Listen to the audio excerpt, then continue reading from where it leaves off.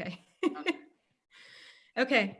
Welcome everyone to our first night of PDX Artists for Teressa.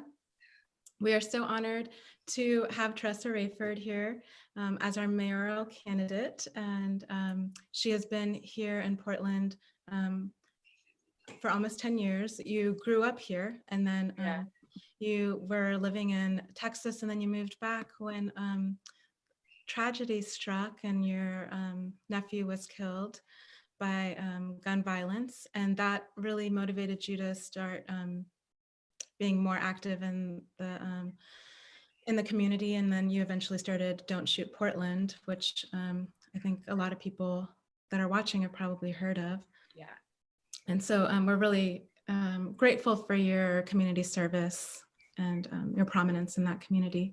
And we also have joining us Moorea Masa, who has this beautiful angelic voice, and I'm so excited to hear your music. She's also really amazing at empowering women and people to find their voice. And whether you want to be a singer or you just want to find that voice, Moorea is an amazing guide through that process.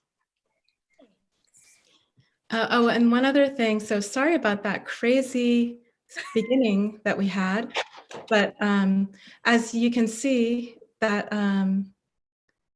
can somebody just let me know that you are able to hear us okay? And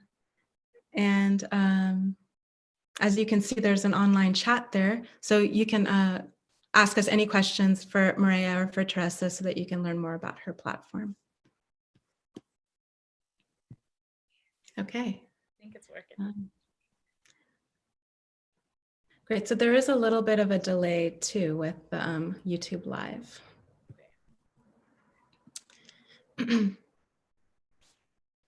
Okay. All right. So without further ado, let's hear some beautiful music from Moorea.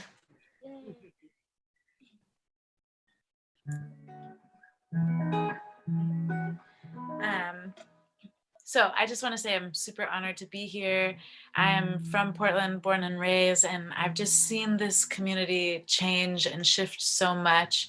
And I just love this community. I love the artists in this community. I love community in general. And I think Teressa is really wanting to, seems like everything on her platform is really wanting to lift up the community and the community's voices, and not just certain voices in the community, but all, which I think is just really, really important. So this song is called The Garden. Here we go.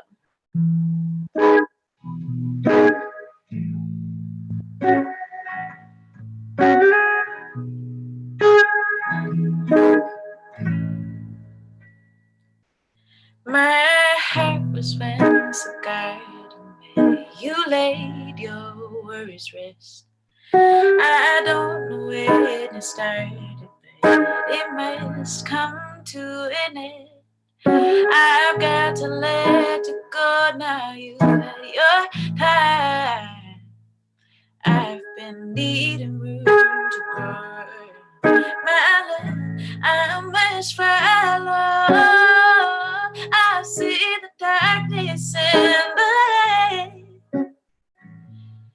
Before I felt this joy, I made my way through harder times. What is not a hole without the other side? So I've got to let you go for the last time.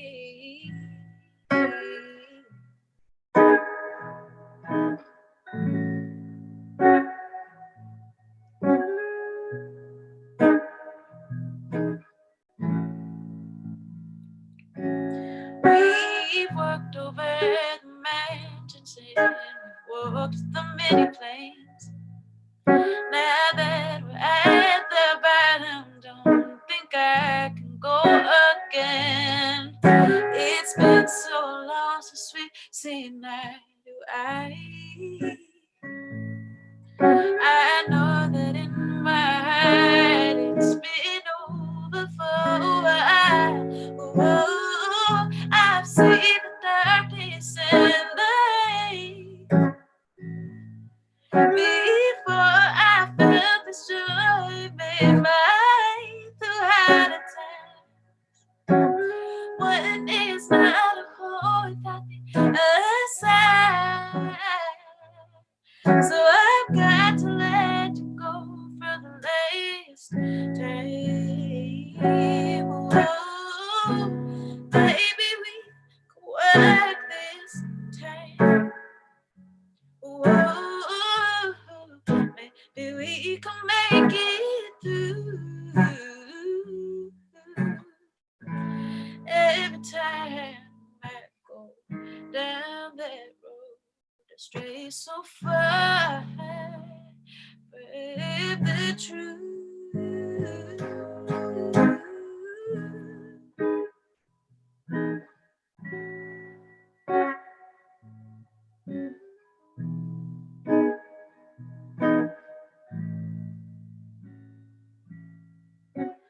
Oh, I've seen the darkness and the light before I felt this joy made my way through harder times. When there's not a hole without the other side. So I've got to let you go for the last time. Whoa, I see the darkness and the night before I felt this joy made my way through harder times and night when it's not a hurry that other side. So I've got to let you go for the last day.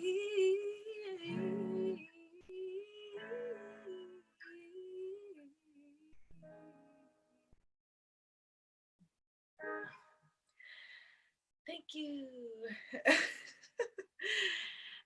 It's so cool to watch you, Andrew, like while I'm singing. I love your interpretation of me playing the guitar. Yeah, that's so good. Thank you. So this next song is called Conversation, and I think it's appropriate for this because it's just really about having these tough conversations with the people that are close to us, with people that don't have the same views as us, or, you know, just really having the conversations that are going to move things forward. I don't think things will change unless we talk to each other, and not just people that we agree with, but get everybody's perspective. So this song is called Conversation. Here we go. How do we have this conversation? Why did we end up here? Wandering the slope of your intention, feeling the anger, eating the fear, claiming the air, setting your power. Do you desire to make me feel small? I'm not a meal that you can devour. I need your help. Do you hear my call? Okay, you don't understand what I'm saying. We came naked to the world just the same way. You may not want me just cause it don't see the way. Boy, that doesn't mean it's not blowing.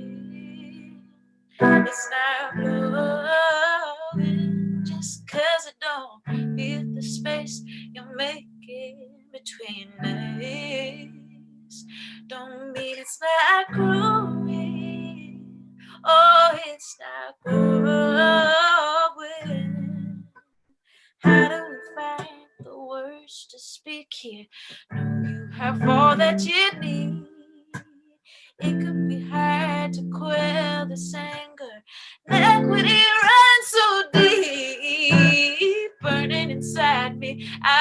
this fire. I won't allow you to make me feel small. I will stay strong, use this pain to inspire. But I need your help. Do you hear my call? Okay, you don't understand what I'm saying. We can't make it to the world just the same way. Okay, you don't understand what I'm saying. We can't make it to the world just the same way. You may not want me, just 'cause you don't see the way. Boy, that doesn't mean it's not blowing. It's not blowing just 'cause you don't feel the space you're making between days. Don't mean it's not growing. No, it's not growing just 'cause you don't feel the wind. Boy, that doesn't mean it's not blowing. Oh, it's not blowing just 'cause you don't feel the space you're making between days. Don't mean it's not growing. It's not growing.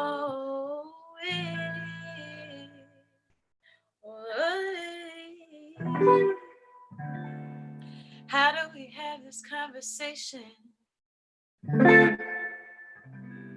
Why did we end up here?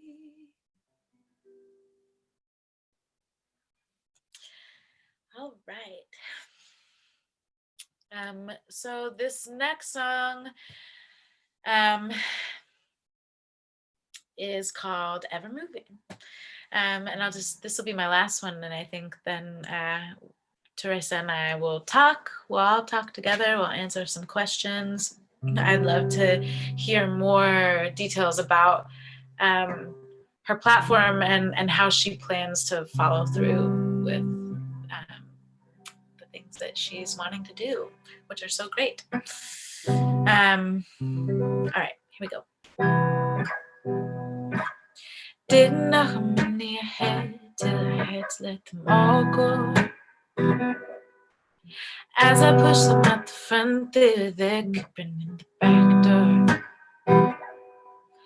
Thought you would be there for us as we grew up and she grew old.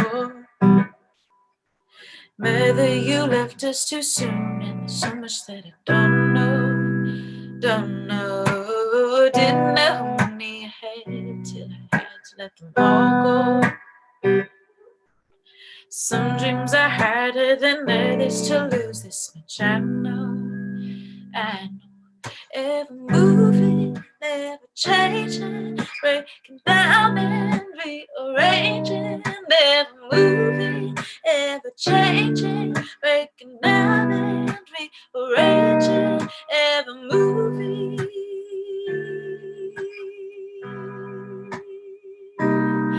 ever moving.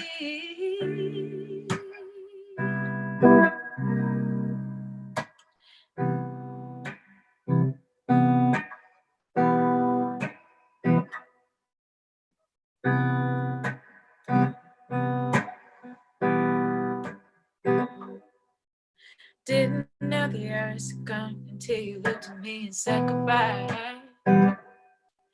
I was not ready to be here alone, not this one, not this time. Our future had been written in when you were born, every page. So suddenly you pulled away, and now I'm left with all the space. Where do I go from here? Where do I fill my time with? Didn't know when they had till I had to let them all go. Some dreams are harder than others to lose, this much I know.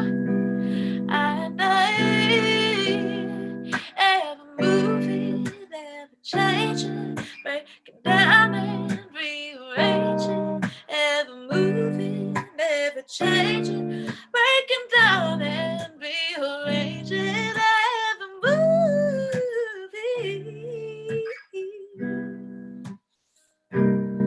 ever moving,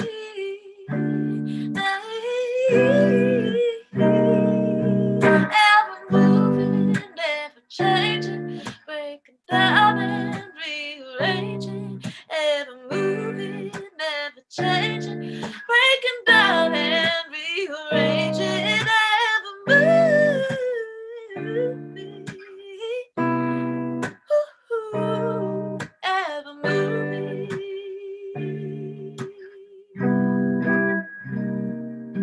ever moving, yeah.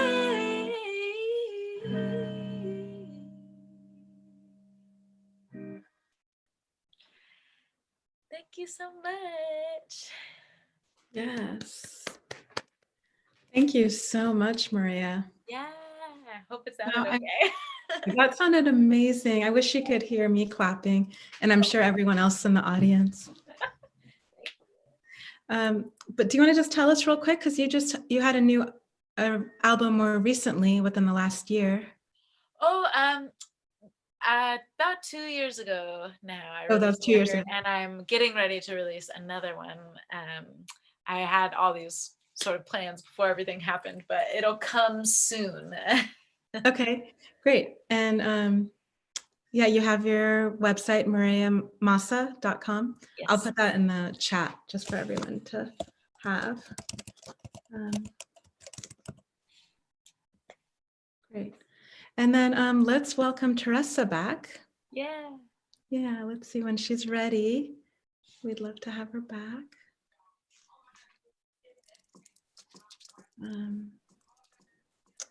I especially love that second song you did, Moorea. What album was that one on? All 3 of those songs are on my last record, Shine a Light. Okay, great. And is there anything else that you want the audience to know about you and your music? I'm like, ooh, I don't know anything. Not really in particular. Just be on the lookout for the new record. Go out and vote. Well, don't go out anywhere, but vote.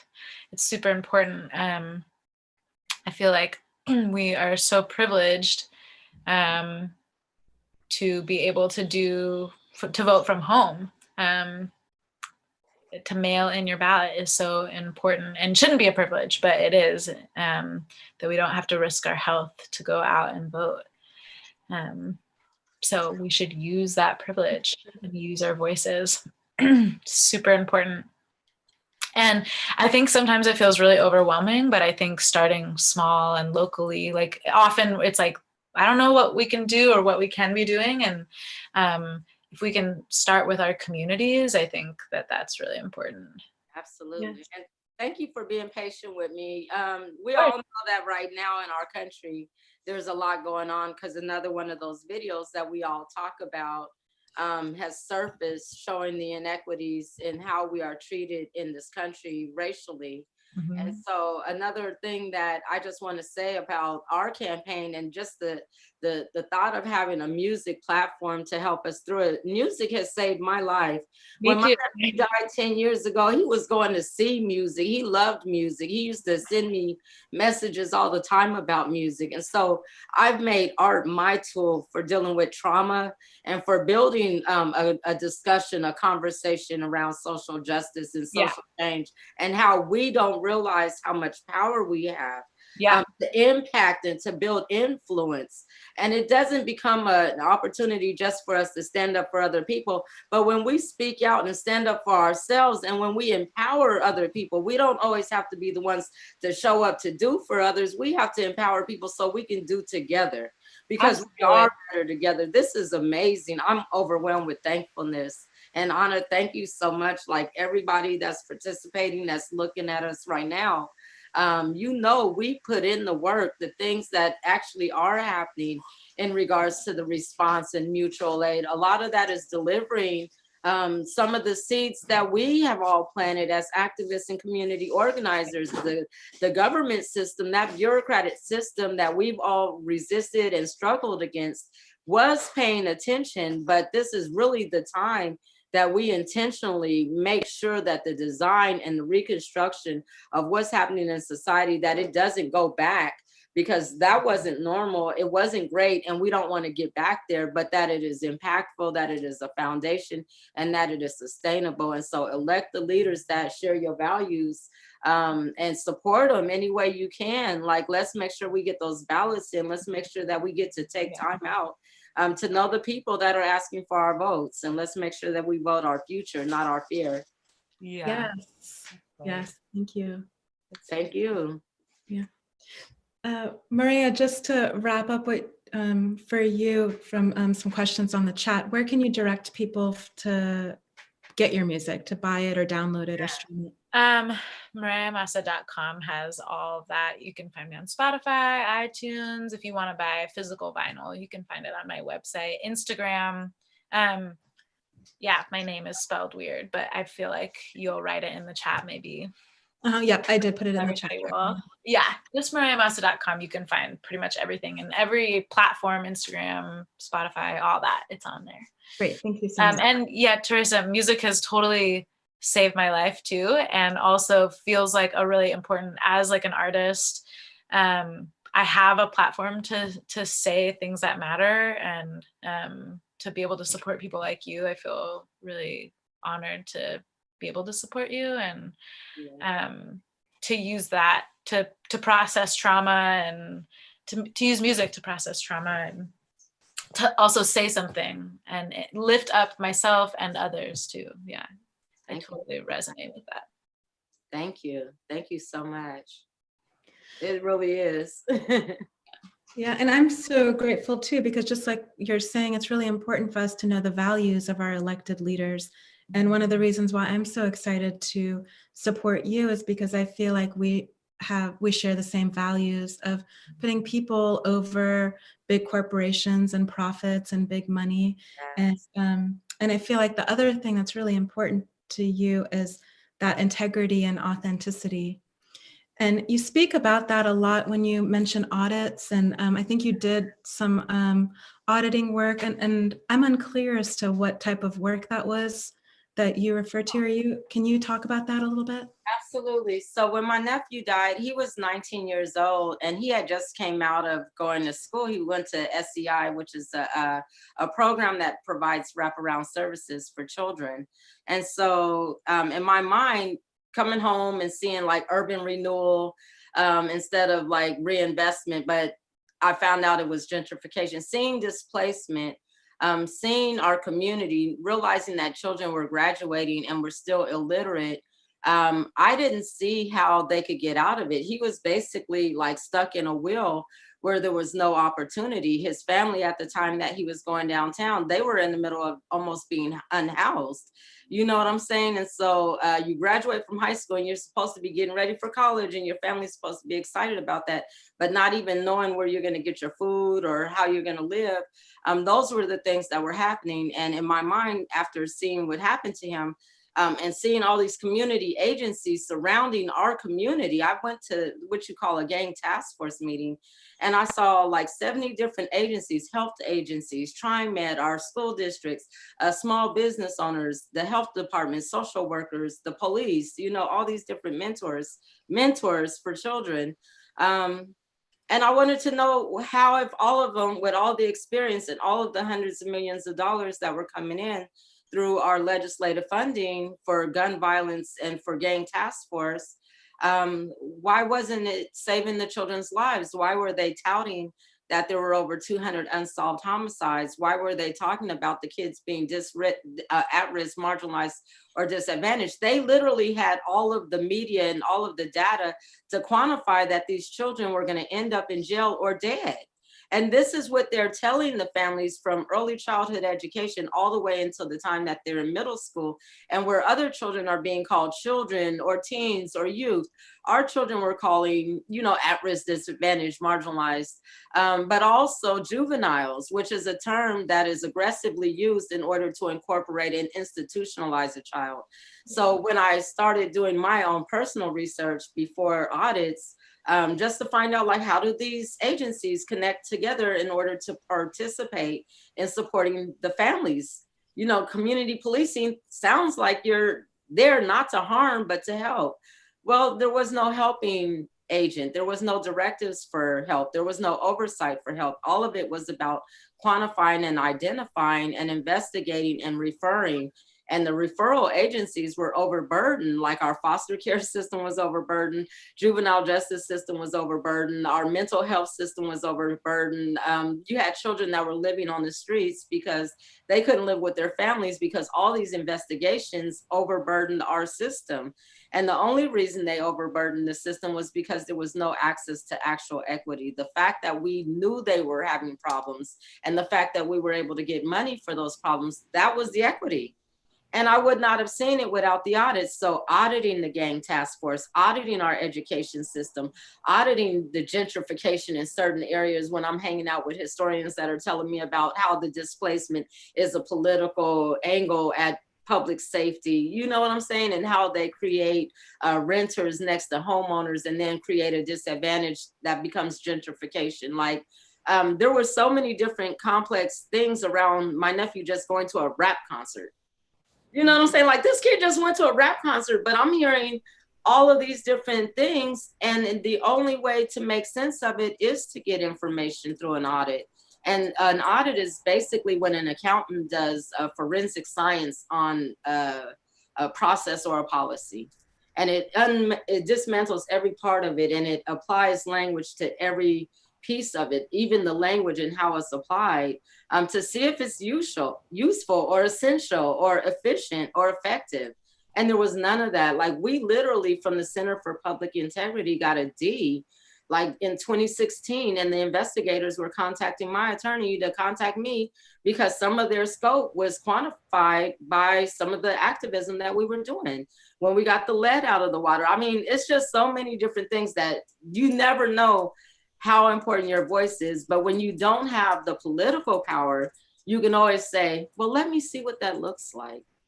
And it becomes an audit if you say it enough. If you do like I do and organize a couple of thousand people and get them to register to vote and have them show up in City Hall or the state capitol, and then they say in that process that there is something wrong, that is literally petitioning your government that there is a problem, and they have to facilitate the process of that investigation. So when I say audits, it means that I'm just holding them accountable. I'm just saying it in a mean way. That means I'm not going to stop till I see what it looks like. Yeah, that's great. Okay. Like, we need to have answers in order to move forward. Nobody can have good intentions without information. Yeah. Yes, I agree. Yeah, and one thing that I love about you is when you see a problem, you really see the entire issue from its roots to, because a lot of times when we see a problem, we just see the like the leaves of it, but you really see the roots and you try to tackle the roots. So I really resonate with that. And speaking about accountability, can you speak a little bit about today's news that you were talking about the terrible about the man in Georgia? Yes. So Ahmaud Arbery was murdered 3 months ago by two white men in Georgia. He was running, just jogging, and was shot down. And he actually had a blog that was about, Black men running Black or something like that, running while Black. And so people felt that there was something wrong in this because they were saying they were making a citizen's arrest.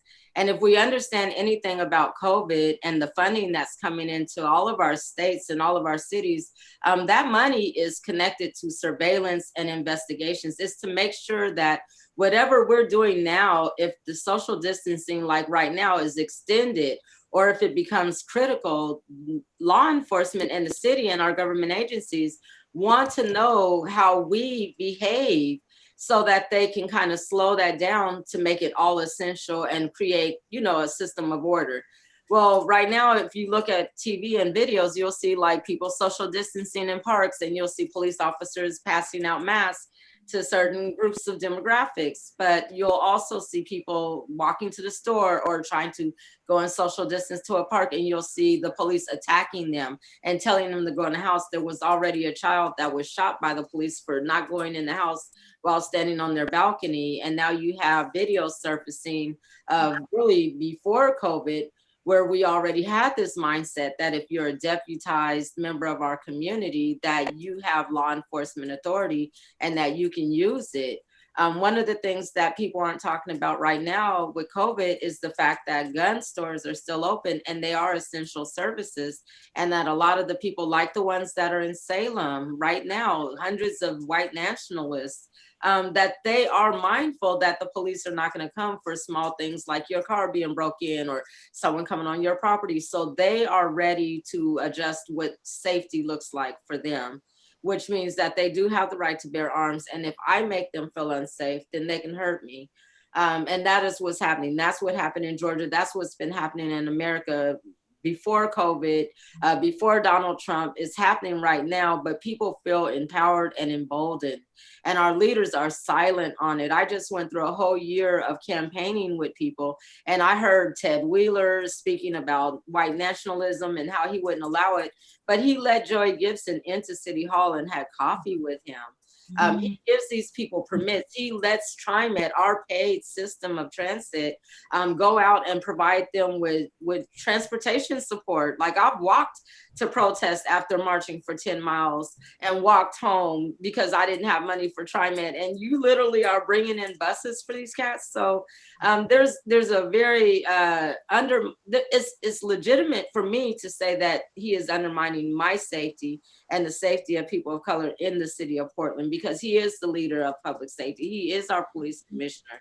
He does have influence over the police and their actions when it comes to them to go and investigate a crime and not to humiliate the person who is reporting the crime.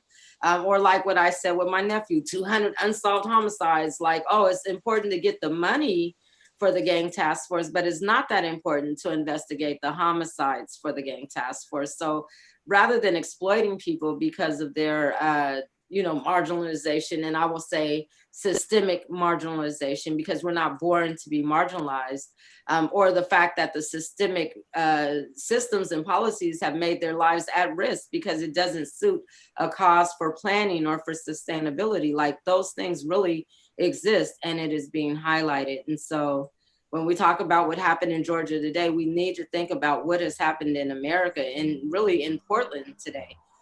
Over the last couple of months, we had a trial with Jeremy Christian. He killed people on our transit system, on the MAX.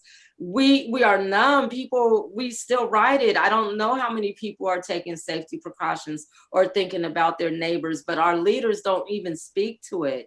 We had a 19-year-old, Larnell Bruce, who was not shot by people in a truck, but they ran him down in front of a 7-Eleven, a 19-year-old child.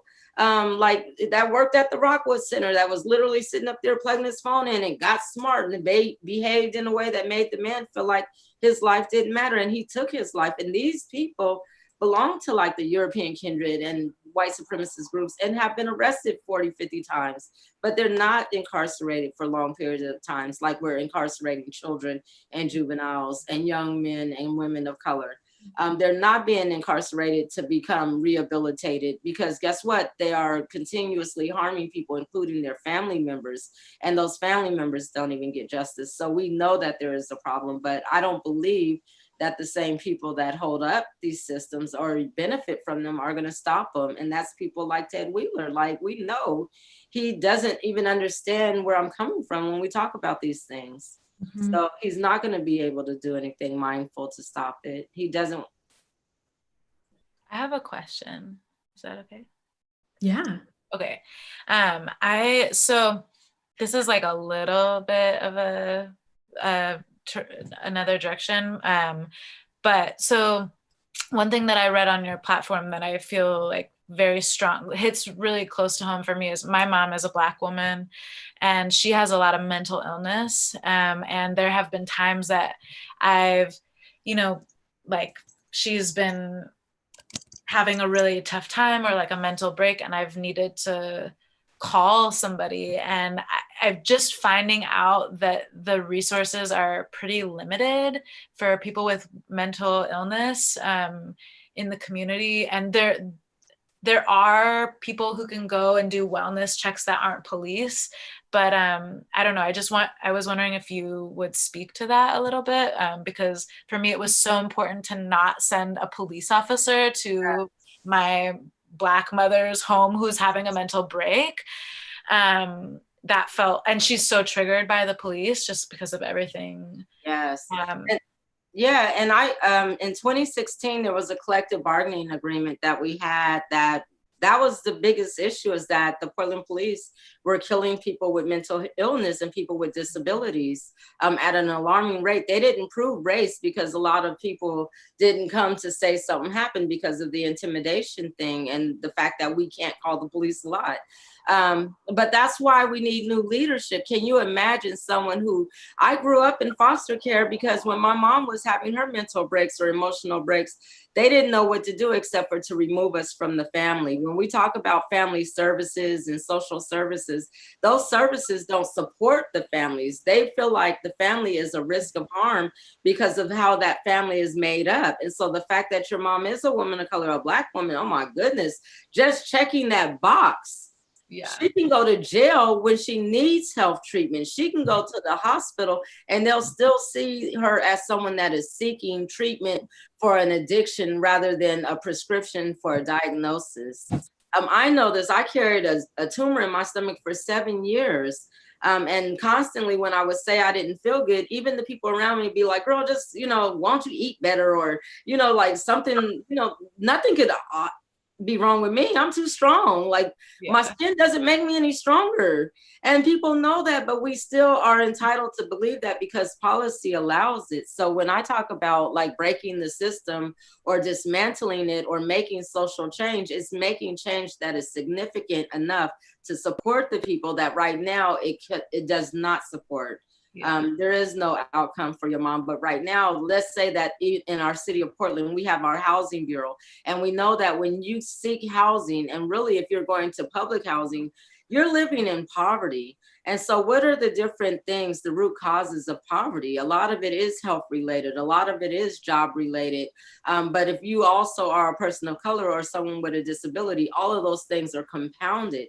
So let's say that you're qualified for housing. One of the things that I was saying to Ted when COVID hit was that you already have access to everyone who's applied for housing. So those are the most at-risk people, including the people that you haven't housed, because they're the ones that every single thing about them.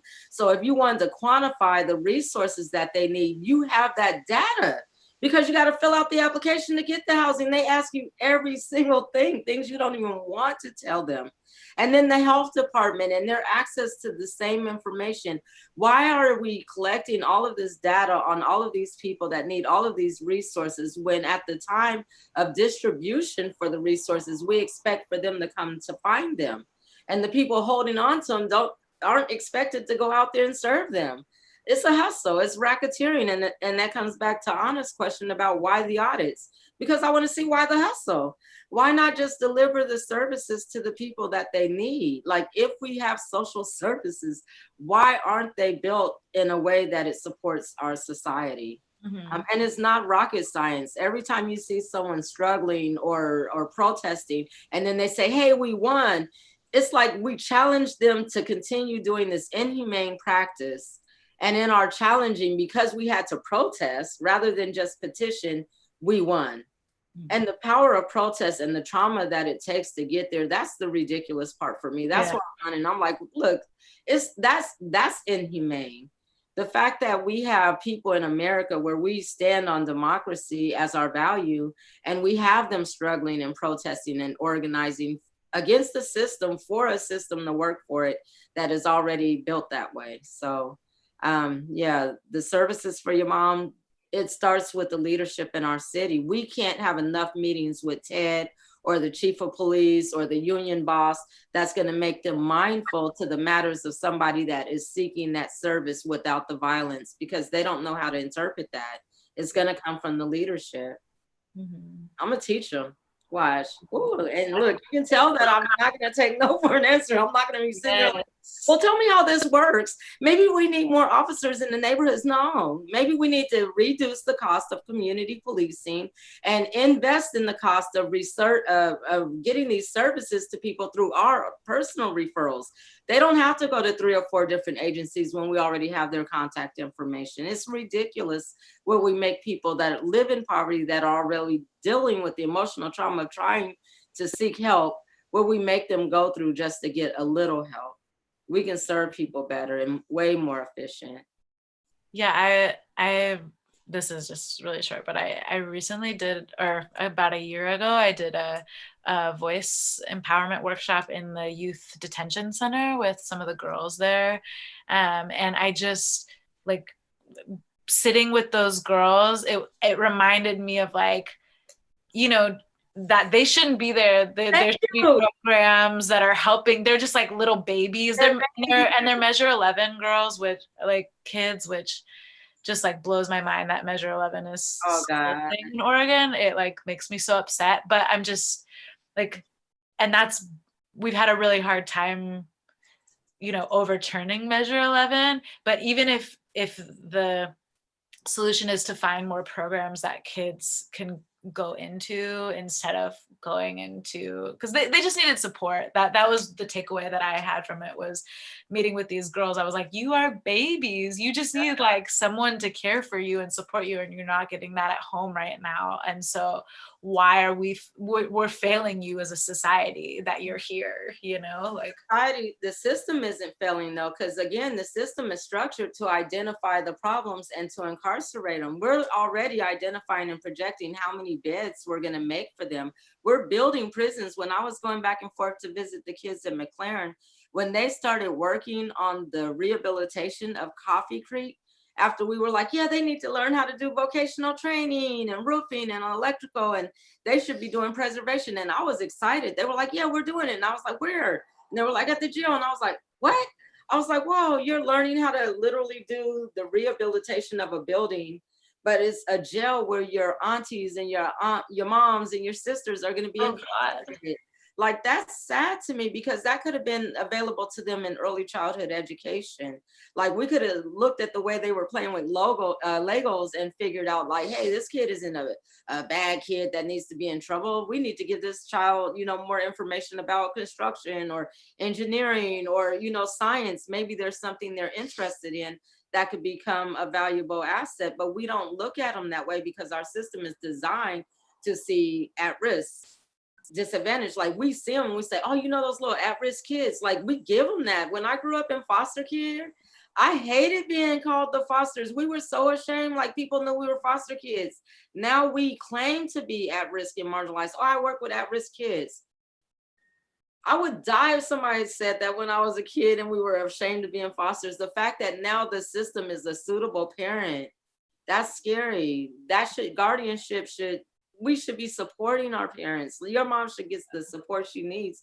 And as a person that's taking care of her or being a family member, a couple of years ago, we fought just so family members could have the resources they needed to be the one to provide care for their family members. Because it was like the system had them pitted against the healthcare workers that were coming there, because they didn't have enough resources to pick up the slack. So now they can actually get paid and have respite, and but we had to fight for those things. And it's ridiculous, because you would think that it's already there, and it's not. A lot of things that we know we need in society so that we can function aren't there, but it's because we're not being listened to.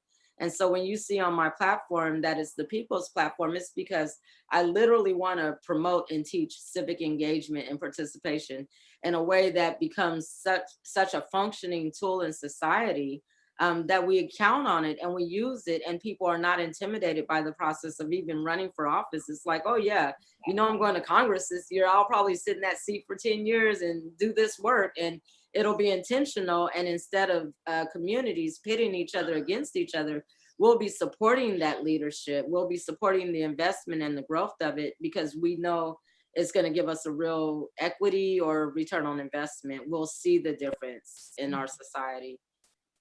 We have to participate though, and we've been blocked out intentionally, but no more. Yep. Yeah. I'm long-winded, huh? I'm sorry. Thank you so much. No, that was great. There are a couple of questions from the chat that I just want to make sure that we get to. How about, well, John is asking, the last time that we were in a bad economic situation in 2008, the aftermath of that was a lot of creative music and art and bike stuff. I'm not sure exactly what he means by that, but and also just rent was cheap. And then rents went up and people got priced out. Do you think that will happen again, and how can the city help? I think that art is literally the forefront of the movement right now. If we didn't have art, we wouldn't be checking in for mutual aid.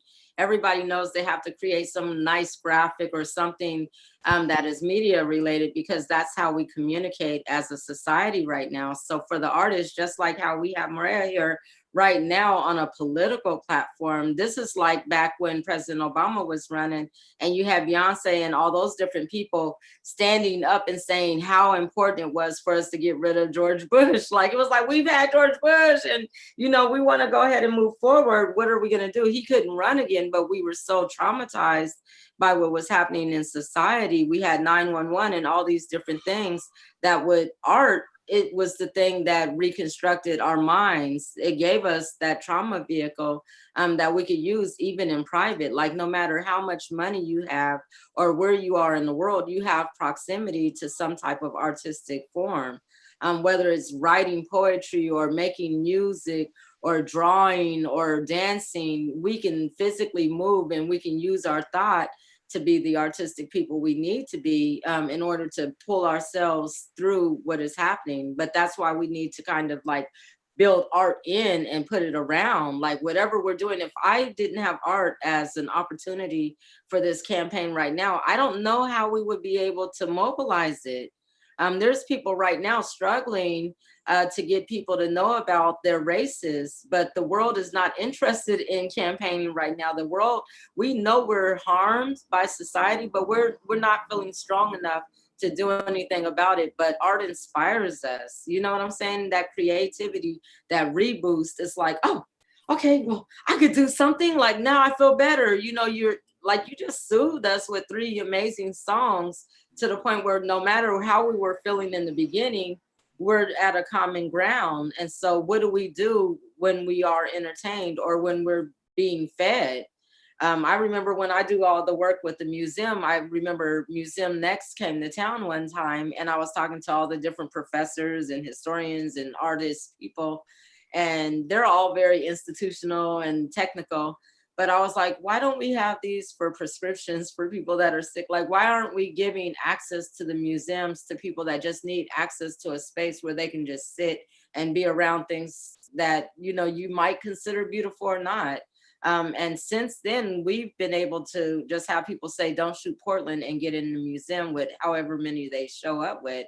But we did become a prescription at the museum, and thousands of people have utilized that prescription. So I hope that art is healing, just like what we're getting right now. We can't go in the museum now, but we still have access to art here. And let's just do one last question and maybe end on a high note here. And then we'll have Moorea's play one more beautiful song. We've got a question from Timothy wanting to know, what brings you happiness and what reminders can you provide us for hope? Oh, waking up every morning and seeing the sun. I wake up at like 4 and I'll just keep looking out the window till it pops up, because I like the birds. They all make these noises. Like, you'll hear the world get louder. Like in the morning, you'll hear like, shh, shh, shh, shh. And then, then you'll hear that clink, clink, clink, clink, and then, and so to me, I'm like, I can hear the sun bounce, like, boom. And so I'm like, yeah, another day. So my daughter's been thinking that I'm crazy because every morning, like Marley's looking out the window with me. And I'm like, yeah, here comes the sun. And I'm playing the Beatles for her. And Ty's like, Mom, what's wrong with you? But if I don't play it, the baby's like, come on, where's our song at? But yeah, I mean, the world is beautiful. That's why we have to save it. So that's what makes me happy, brings me joy. Oh, beautiful. I love that. I like that, the sun bouncing. I'm gonna steal that. Yeah. I like the sound of the sun bouncing that you made. Boop. It's like, here it comes, here it comes. There she go, bam. I love that. It's like, now it's time to get up. All right. Well, thank you so much, Teressa, for the time out to speak to us. And Thank you. Hopefully our viewers got to know you a little bit better and help spread the word about your campaign. So below in the YouTube description, there is a link if you want to donate to the campaign. And also there's the rest of the lineup for these next 10 days, I think, or so. So if you can, just please spread the word to your friends and neighbors and make sure we get everyone out to vote for Teressa, because we really want change. Thank you. Thank Can you. you just remind everybody when voting? May 19th. Yes, and you can vote from home. And yep, exactly. Just get those ballots in. And you have to get the ballots in by May 19th. Yeah, I think it's by 7 p.m. or 8 p.m. or something like that. Do you know, Teressa? Yep, it's 8 p.m. And the time might have changed because of social distancing, but I would just mail that ballot before the 14th. If you mail it before the 14th. May 14th, yep. Okay. Mail it in before the 14th. If you can't find it, let them know. They'll make you another one and you can go pick it up. That's okay. Good. Yeah, mine didn't get sent to me, so I gotta go. Yes, get that. Thank you so much. Thank you. Thank you for sharing your story too. Yeah, we love your music. Yes, we love your music. Oh, thank you. I hope you get elected. We have to plan the inauguration party. Anna's gonna be the promoter. I'm there. I'm there, and hopefully it's not a Zoom meeting. Yeah, right. It's an in-person one. in the park. Yeah. Okay, want me to play a song? Yes, please. All right, this is Carry You to Sea.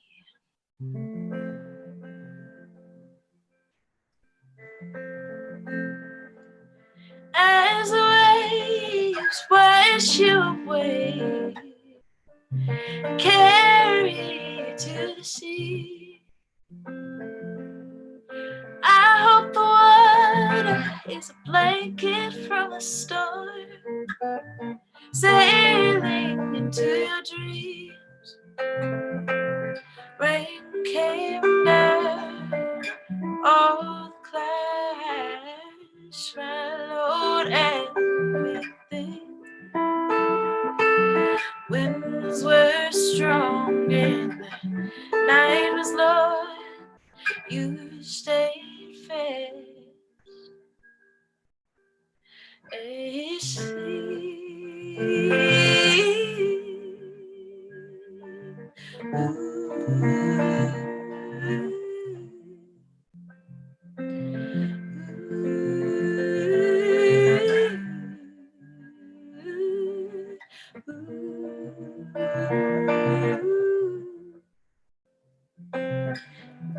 Sun came out through the fog, stillness in the air. Warning song heard in the breeze, they'll stay forever in the dream.